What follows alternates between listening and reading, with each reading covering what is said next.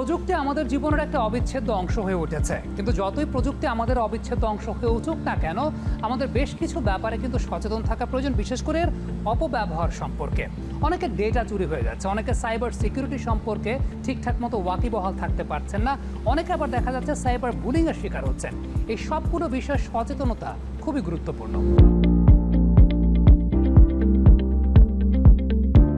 আসলে cyber awareness কিন্তু সবার জন্য গুরুত্বপূর্ণ, হ্যাঁ। আর নারীরা যেহেতু সমাজের অন্যান্য জায়গায়ও ভীষণভাবে সুরক্ষিত না, বিভিন্নভাবে তারা আসলে অপমান অপদস্থ হচ্ছে কিংবা হেনস্থার শিকার হচ্ছে, তাদের সাথে নানান রকমের বৈষম্য হচ্ছে, অবিচার হচ্ছে। তো সেই জিনিসটারই কিন্তু একটা প্রতিফলন যে এটা সোশ্যাল মিডিয়ায় আমরা দেখতে পাই, হ্যাঁ। এবং সেইটা ভীষণভাবে পীড়াদায়ক, কিন্তু এটা কিন্তু শুধুমাত্র সোশ্যাল মিডিয়ার না, এটা আসলে আমাদের ওভারঅল সমাজ ব্যবস্থায় আমাদের যে সিচুয়েশন সেটারই একটা রিফ্লেকশন।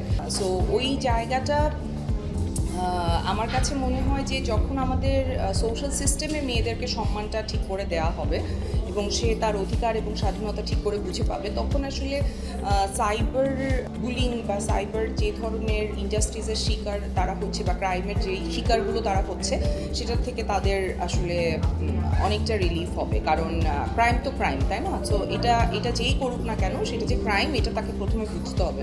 তো এটা সম্পর্কে অ্যাওয়ারনেসটা তৈরি করাটা ভীষণ জরুরি, যে সাইবার বুলিং এবং সাইবার ক্রাইম নিয়ে।